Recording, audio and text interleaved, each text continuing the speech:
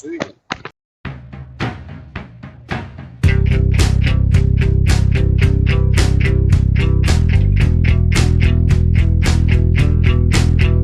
اخباركم ايه؟ يا رب تكونوا بخير. تعال نشوف بقى لما يكون عندك المفروض وحش اسد، بس الموضوع مختلف نهائي، في مشاكل كتير في السلوك. طب لازم نعرف المشكله فين ونحلها. معانا الوحش الافاي، صح؟ يلا بينا. ما شاء الله. ادي انتوا شايفين، ده مفروض كلب من اقوى الكلاب في العالم، كلب حراسه اول، كلب شخصيته جبارة، بمعنى إن كلب تقدر تعتمد عليه في حاجات كتير. لو أنت من الشخصيات اللي بتحب الكلاب اللي هي تكون قوية في الحراسة والصيد، الكلب ده عمره كبير، يعني كلب قديم جدا معروف.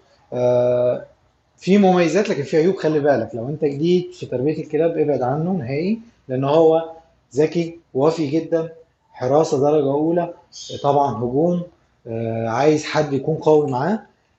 تدريبه مش سهل خالص لأن هو كلب ليه شخصيته قوي، لكن ما ينفعش مع الأطفال. يلعب مع الأطفال بس ما عندوش فكرة إن احنا الطفل يتحرك حواليه كتير ويقعد يتنطط عليه والكلام ده، ما عندوش الكلام ده. عزة نفسه قوية جدا بتمنعه إن هو يكون كده. فالعلباي كلب قوي جدا ما شاء الله. اللي قدامكم ما شاء الله ما شاء الله 6 شهور، الحجم بيكون اكبر من كده بكتير، الوزن ممكن يعدي 80 كيلو. فانت بتتعامل مع كلب قوي، فلازم تكون شخصيتك قوية. اوعى تفكر تشتريه او تجيبه وانت لسه مبتدئ ما عندكش اي خبرة في تربية الكلاب. طيب تخيلوا كل الكلام اللي بقوله ده والشخصية دي في الفصيل ده، وكلب جبان جدا، كلب بيخاف من كل حاجة، بيخاف من السيارة، بيخاف من أي أصوات غريبة في الشارع. كلب شخصيته معدومة. طب يا ترى معدومة ليه؟ أول سؤال سألته الأونر: أنت جايبه من مزرعة أو جخور؟ قال لي أيوه فعلا كان في مزرعة أو جخور. كل الناس اللي عندها جواخير وعندها مزارع وبتربي كلب أو اتنين حسب، خلي بالك من الصبي اللي عندك، لأن هو متأكد إن كل الفكرة مع الكلب ده بسبب الصبي. الصبي اللي هو الشخص المسؤول عن المكان هناك، فأكيد كان بيضرب، أكيد كان بيعاقب عشان يقدر يسيطر عليهم. فعدم الشخصية.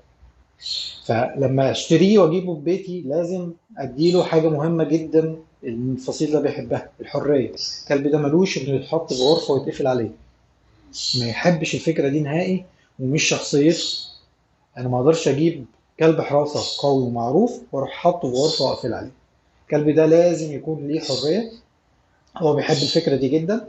هنشوف المشاكل في الشارع، اشوف هقدر عليه ولا لا. شايفين هو بيشم، عايز يطمن، لان شخصيته معدومة. يعني المفروض اول ما يشوفني كان لو شخصية قوية ينبح ويخرب الدنيا، لكن هو ما عندوش الكلام ده.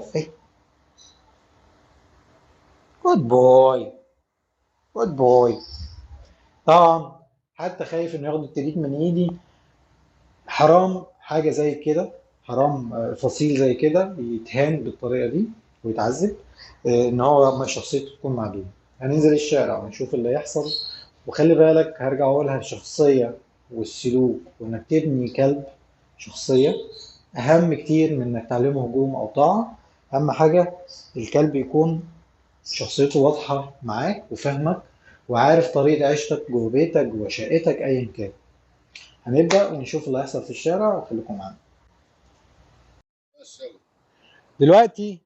هنشوف حكاية العصاية بقى.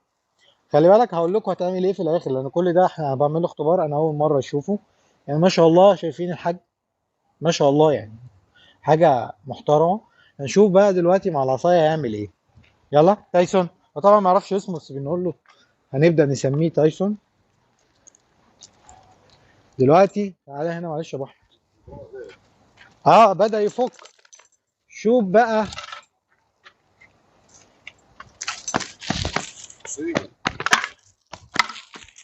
طب بالراحة بالراحة بالراحة بالراحة عشان انا مش هقدر، هتشدنا هتجيبنا الارض. شايفين الخوف ده بسبب رفعة العصا. فانا متأكد ان الصبي كان بيضرب، يعني على طول اضرب عشان يدخل. طبعا ارمي دي قدامه اطمن الكلب، بس لازم الكلام ده كله مش في الشارع. كل الغلطة اللي بنغلطها كلنا ومعظم المدربين ان هو يبدأ بالشارع. لا، انا لازم الكلام ده اكسره جوه البيت الاول. الكلام ده كله هيتكسر في البيت الاول، وبندي نسبة بسيطة ووقت بسيط جدا من السيشن في الشارع.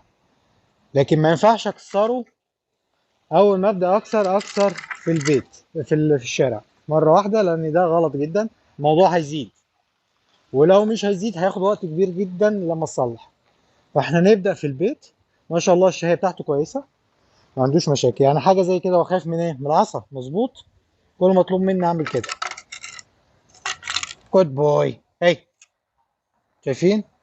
مش عايز يبص حتى النظرة. لو قربت هو مش عايز يقرب لل للتريت اللي مرمي قدام. هي، شايفين؟ عشان خاف من دي. طيب ابعد دي. يلا. هي، حرام بجد يعني، بسبب تصرف شخص. الناس بيشوفوا بسيط ان انا عايز اسيطر على الكلب. كان الديل من سنتين ازاي ودلوقتي بازاي. كان بدأ يفك. اوكي بيفك وقتي، لكن مش ده الحل. لازم اكسر الخوف من الحاجة نفسها. فيبدأ في البيت. هيكون كل الشغل في البيت، ونسبة بسيطة ووقت بسيط من السيشن هيكون في الشارع ان شاء الله. شوف الفيديوهات الجاية اللي هيحصل. ويلا باي باي.